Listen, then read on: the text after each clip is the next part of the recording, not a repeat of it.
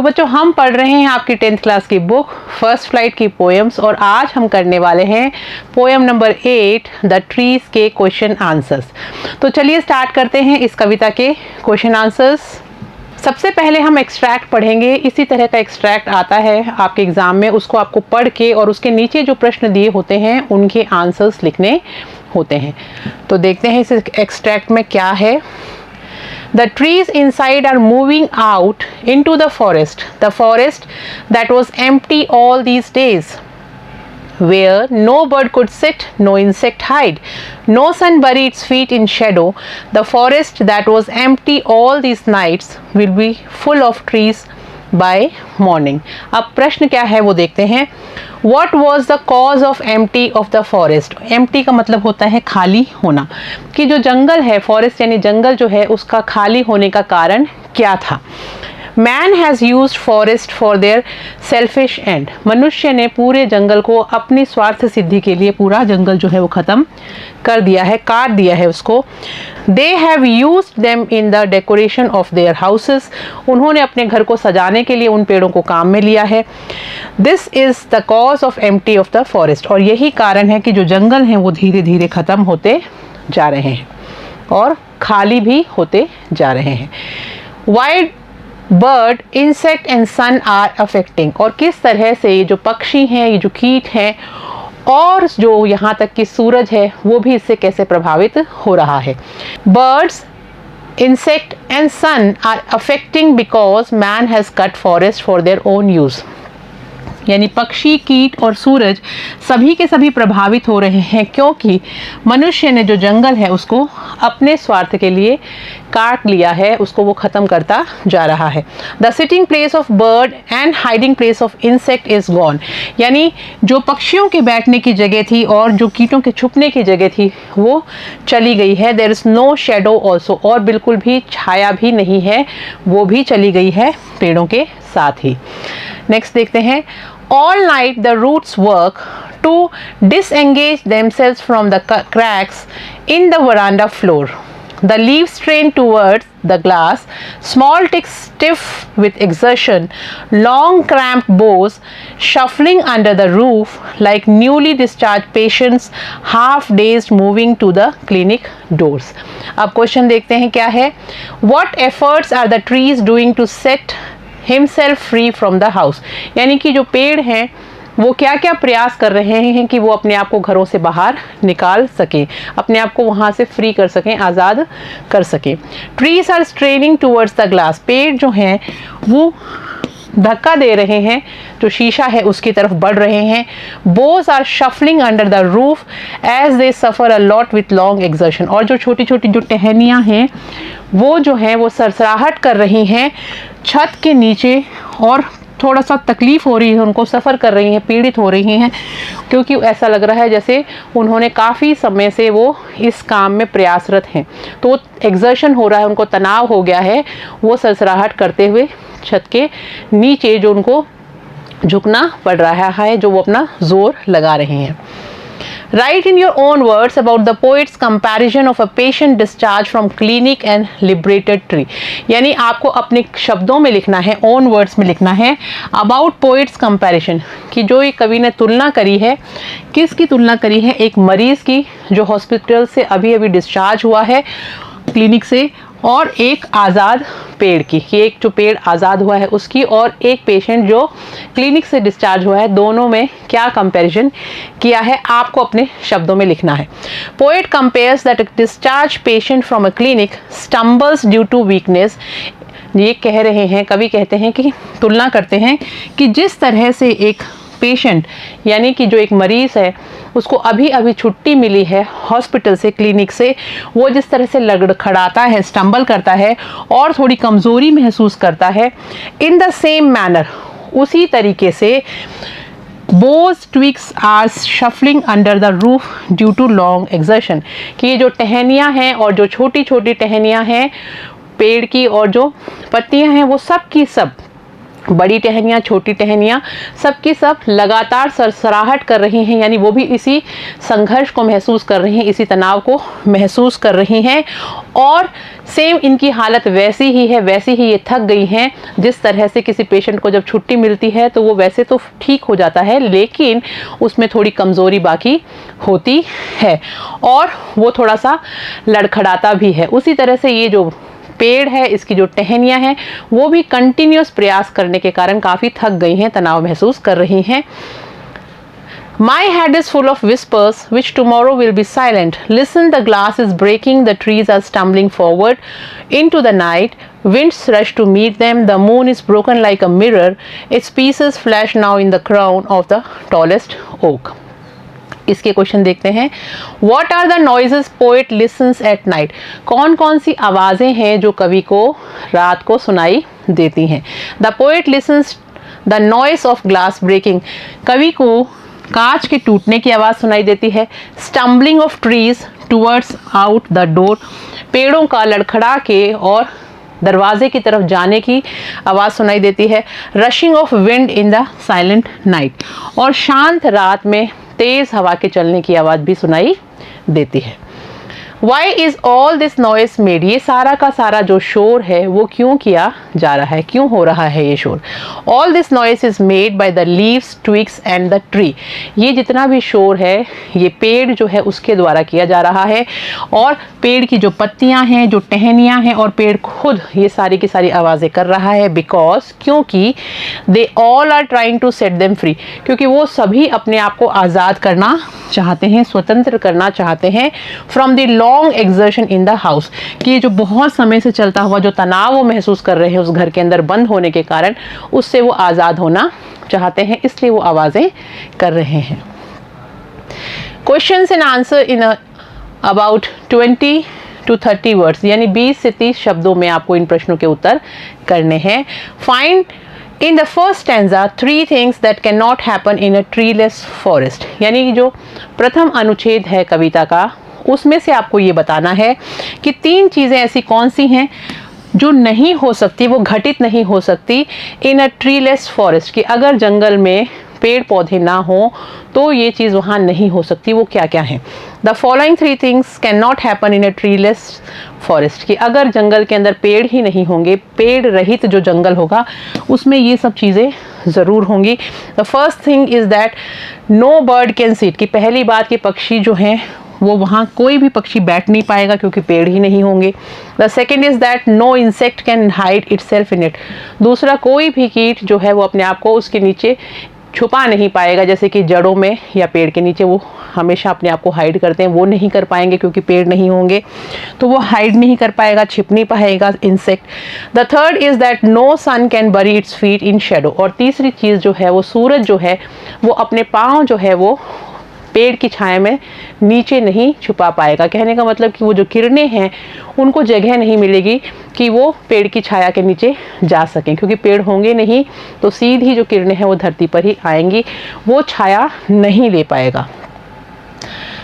What picture do these words create in your mind? आपके दिमाग में कौन सी तस्वीर बनाते हैं ये शब्द? Sun bury its feet in shadow, यानी सूरज जो है वो अपने पाँव जो है उनको छुपा लेता है पेड़ की छाया में।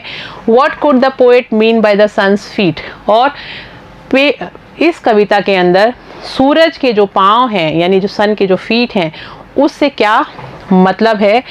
These words create the picture of the sun as a human being. ये जो कविता है इसमें सूरज का मानवीकरण किया गया है और ऐसे कहा गया है कि मान लीजिए एक इंसान की तरह है सूरज, और these words create the picture of the sun as a human being in my mind, कि मेरे दिमाग में एक इंसान का चित्र बनाते हैं जैसे कि एक सूरज जो है वो एक इंसान है। The sun is in search of shadow, और वो जो इंसान है वो एक तलाश कर रहा है छाया की, जिस तरह से सूरज जो है वो छाया की तलाश कर रहा है, but it doesn't find it, लेकिन उसको वो छाया नहीं मिलती है इन द ट्रीलेस फॉरेस्ट, क्योंकि ऐसा जंगल जिसके अंदर पेड़ ही नहीं है तो उसको वो छाया कहाँ से मिलेगी। The sun's feet means sunlight, और सन्स फीट का मतलब है सूरज की रोशनी। सूरज के पैर का मतलब है सूरज की रोशनी। तो कवि ये कहना चाह रहा है कि सूरज को अगर आप एक इंसान मान लें, तो जैसे सूरज की किरणें सीधे धरती पे पड़ती हैं, धरती गर्म होती है, अगर वो मान लो एक इंसान हो और अगर उसको छाया की ज़रूरत हो तो वो पेड़ के नीचे ही जाएगा ना, छाया के नीचे बैठेगा जंगल में। लेकिन अगर पेड़ नहीं है तो वो जो किरणें हैं वो डायरेक्ट धरती पे पड़ेंगी, तो वो छाया जो पेड़ के नीचे होती है जिसमें वो आराम करता है, उसके पाँव जो है वो रिलैक्स होते हैं, वो नहीं हो पाएंगे। Where are the trees in the poem? इस कविता में पेड़ कहाँ हैं? What do their roots, their leaves and their twigs do? उनकी जो जड़ें हैं, रूट्स यानी जड़ें, उनकी जो पत्तियां हैं वो, और उनकी जो टहनियां हैं वो क्या कर रही हैं? The trees are in the house, जो पेड़ हैं वो घरों में हैं। Their roots try to free themselves, उनकी जो जड़ें हैं वो अपने आप को आज़ाद करने की कोशिश कर रही हैं। फ्रॉम द क्रैक्स ऑफ वरांडा, और कहाँ से आज़ाद करने की कोशिश कर रही हैं? क्योंकि हमें पता है जड़ें जो होती हैं वो ज़मीन के नीचे होती हैं, और घरों के अंदर हम बरामदे बना देते हैं, तो वो जो जड़ें हैं वो अब बरामदों के नीचे हैं, तो वो क्रैक्स के थ्रू यानी दरारों के थ्रू बाहर आने की कोशिश करती हैं वो जड़ें। There leaves move towards the glass, और उनकी जो पत्तियां हैं वो शीशे की तरफ बढ़ रही हैं, क्योंकि पेड़ हमेशा बढ़ता है।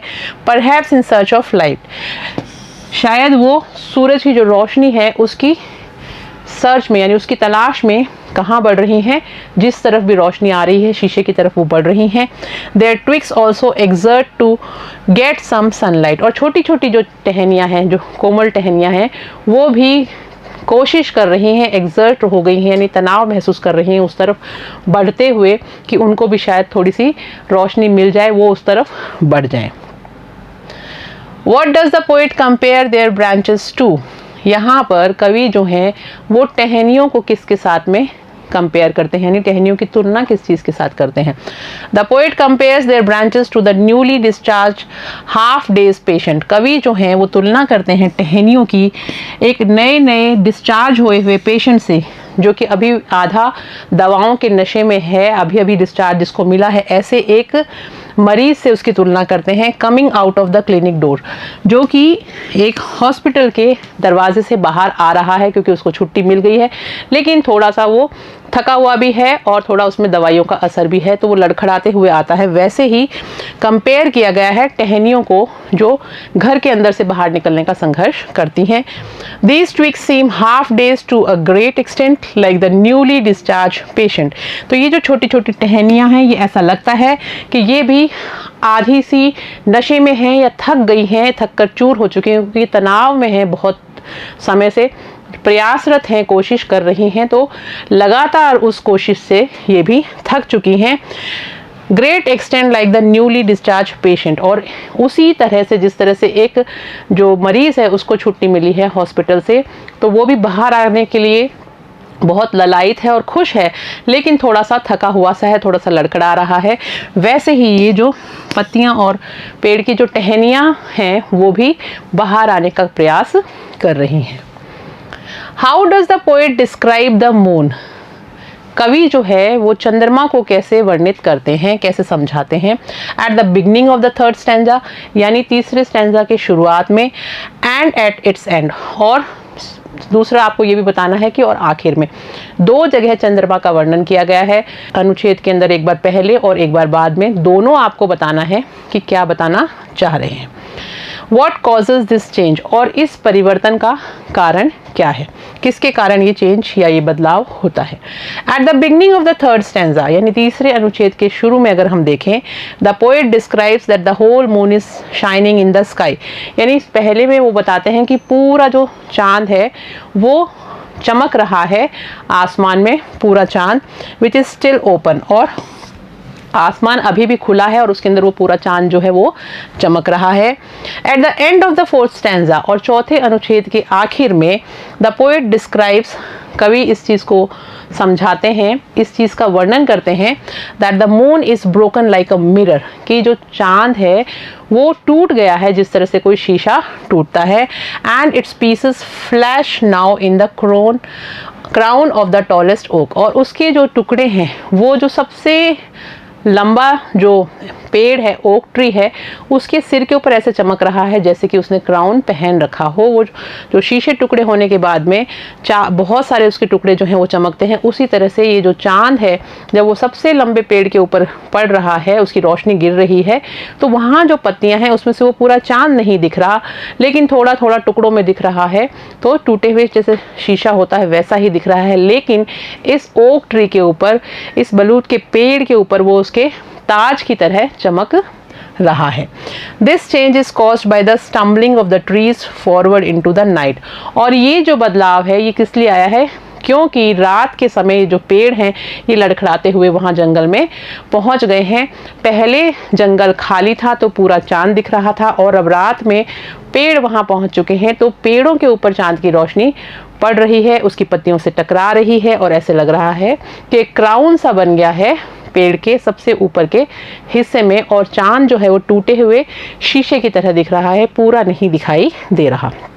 The leaves of the stumbling, shuffling trees cover the moon's part, so it looks broken like a mirror. यानी ये जो पत्तियां हैं, ये जो लड़खड़ाते हुए जो पेड़ वहाँ पहुँच गए हैं, इनकी जो पत्तियां हैं उनके ऊपर जब चांद की रोशनी पड़ती है तो वो छोटे छोटे टुकड़ों में दिखाई दे रही है, और ये जो चांद है ये टुकड़ों में दिख रहा है जैसे कि कोई टूटा हुआ शीशा हो। What happens to the house when the trees move out of it? जब पेड़ जो है वो घरों के बाहर आ जाते हैं तो घरों में क्या होता है? Silence spread in the house. पूरे घर के अंदर जो शांति है वो फैल जाती है, पूरा सन्नाटा हो जाता है। When the trees move out of it, जब वहाँ से पेड़ बाहर आ जाते हैं। There are no whispers of lichens और रसलिंग ऑफ लीव्स। अब वहाँ पे फुसफुसाहट नहीं है, पेड़ों के जो पत्तियां थी, वो जो टहनियाँ थी, वो जो फुसफुसाहट कर रही थी वो अब नहीं है। विस्पर्स ऑफ लाइकन और शेवाक की भी बिल्कुल भी फुसफुसाहट नहीं सुनाई दे रही, और रसलिंग ऑफ लीव, और पत्तियों के फड़फड़ाने की सरसराहट भी नहीं सुनाई दे रही। It becomes free from the smell of vegetation. और पूरा घर जो है वो हमेशा जो एक वनस्पति की खुशबू से भरा रहता था वो उससे खाली हो गया, यानी वो वहाँ से जो खुशबू है उस वनस्पति की वो वहाँ से चली गई है। Why do you think the poet does not mention the departure of the forest from the house in her letters? कि आप why do you think यानी आप ऐसा क्यों सोचते हो कि जो कवि हैं उन्होंने पेड़ों का जो उसके घर से जंगल की तरफ जो जाने वाली जो बात है उसके बारे में अपने पत्रों में जिक्र क्यों नहीं किया?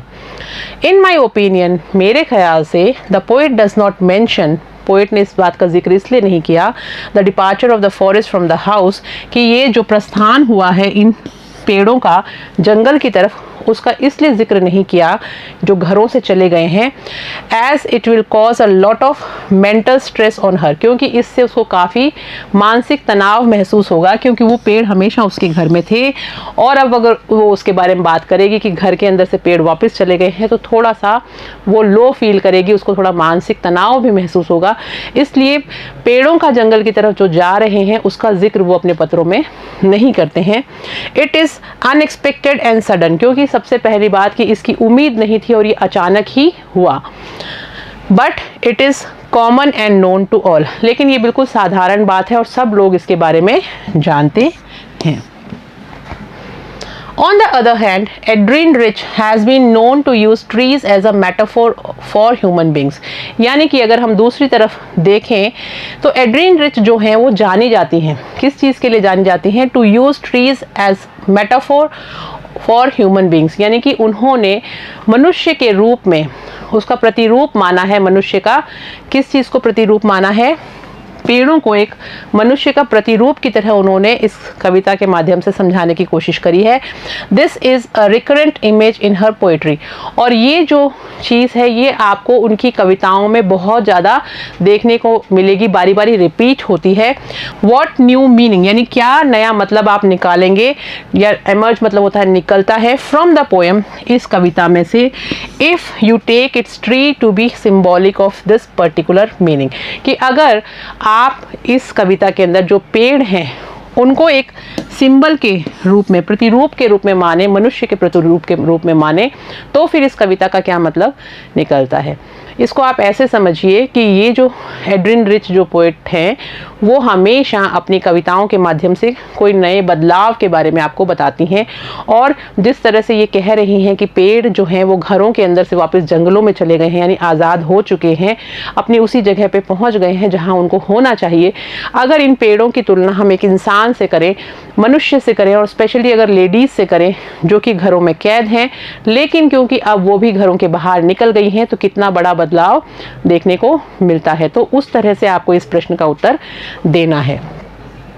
If we consider trees to be symbolic of human being, अगर हम पेड़ों को एक प्रतिरूप माने मनुष्य का, new meanings emerge from the poem, तो एक नया ही मतलब निकल के आता है इस कविता में से।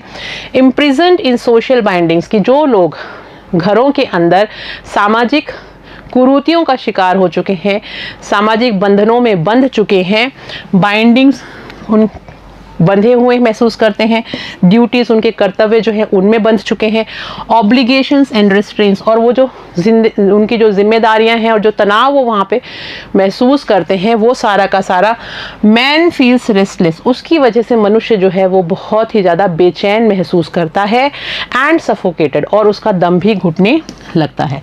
तो पूरा अगर हम इसको ढंग से समझें तो यही कहने का मतलब है कि घर की जिम्मेदारियां, बहुत सारे काम, तनाव होना, और साथ साथ में जो सामाजिक जो ड्यूटीज़ हैं, कर्तव्य हैं, उनको निभाते हुए, अपनी जिम्मेदारियां निभाते हुए इंसान भी कहीं ना कहीं बहुत ज़्यादा थक चुका है, वो बेचैन हो चुका है, रेस्टलेस हो चुका है, उसको घुटन होने लग गई है, वो सफोकेटेड फील करता है। तो अगर उसको इन चीज़ों से बाहर निकलने का मौका मिलेगा तो वो अपने आप को फ्री महसूस करेगा, वो आज़ाद महसूस करेगा, उन्हीं पेड़ों की तरह जो कि घरों से जंगलों की तरफ चले गए हैं। He wants to break all these shackles and live and enjoy life like a free bird, और वो इस तरह की चीज़ों को, ये जो बंधन है, इन सब को तोड़ना चाहते हैं कवि अपनी कविता के माध्यम से। all these shackles and live and enjoy life like a free bird, और वो चाहते हैं कि ये सारे के सारे बंधन जिन्होंने मनुष्य को रोक रखा है, उसको तनाव में जो लेके आ गए हैं, उन चीज़ों को वो ख़त्म करना चाहता है ताकि वो भी आज़ाद पक्षी की तरह आज़ाद महसूस करे और वो सब काम कर सके जो वो करना चाहता है। उसको बांध के ना रखा जाए, किसी भी तरह की जिम्मेदारियों में उसको बांधा ना जाए, उसको दबाया ना जाए, उसका शोषण ना किया जाए। अगर उसको फ्री छोड़ देते हैं इंसान को, तो वो अपने आप को आज़ाद महसूस करेगा और कुछ ना कुछ समाज के लिए अच्छा ही करेगा।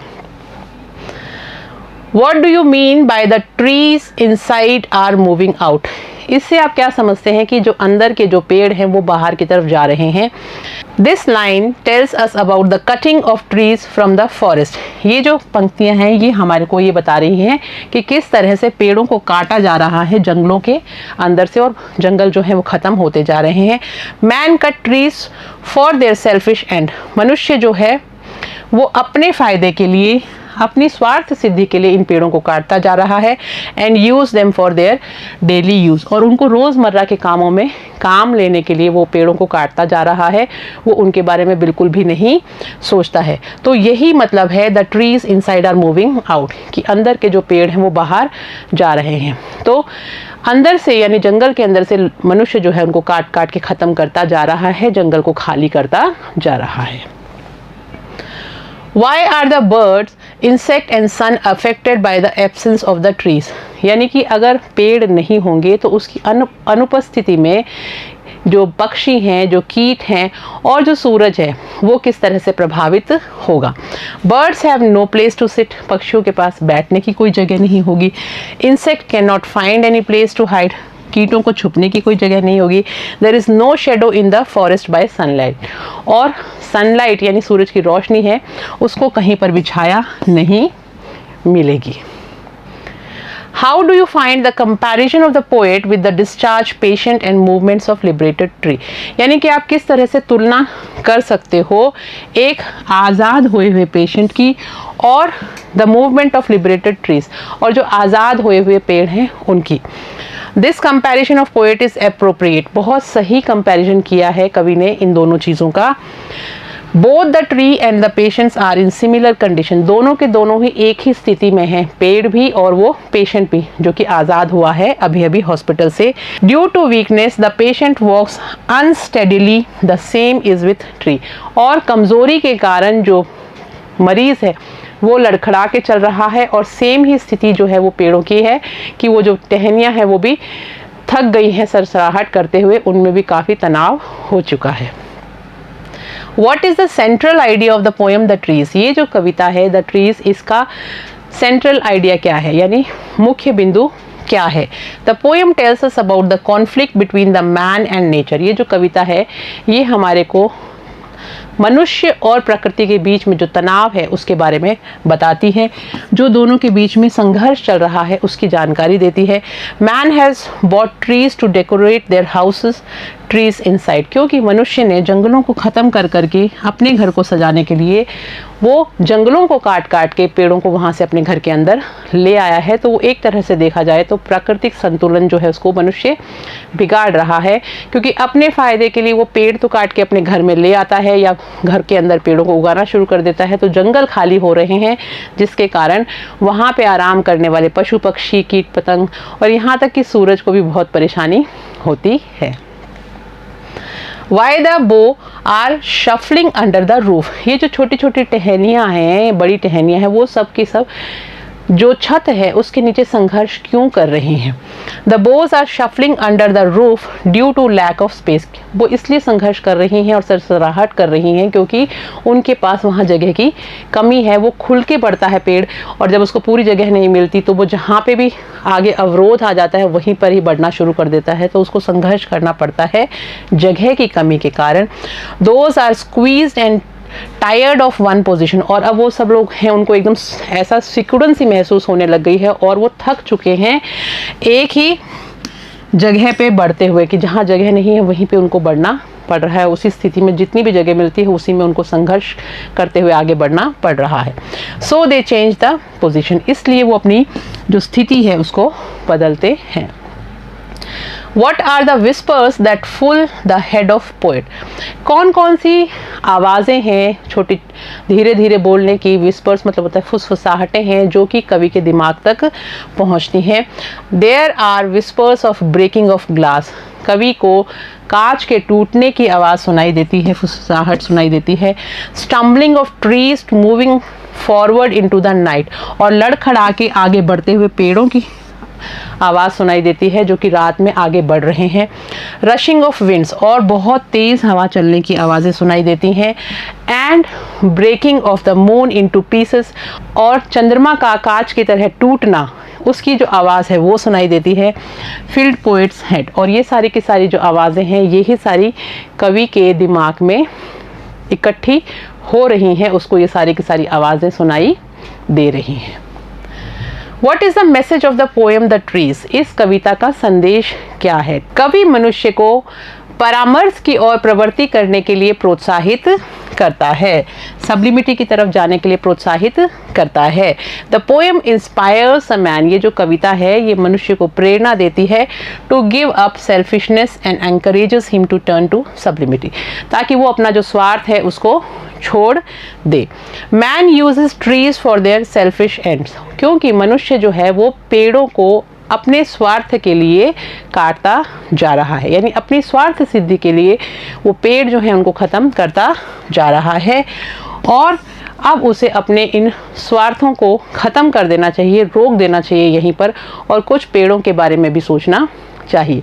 तो यही संदेश हमें इस कविता से प्राप्त होता है। While writing long letters, what does the poet feel about the night and the nature? यानी अपने लंबे लंबे पत्रों को जब वो लिख रही थी कवि, तो वो किस चीज़ के बारे में सोच रही थी?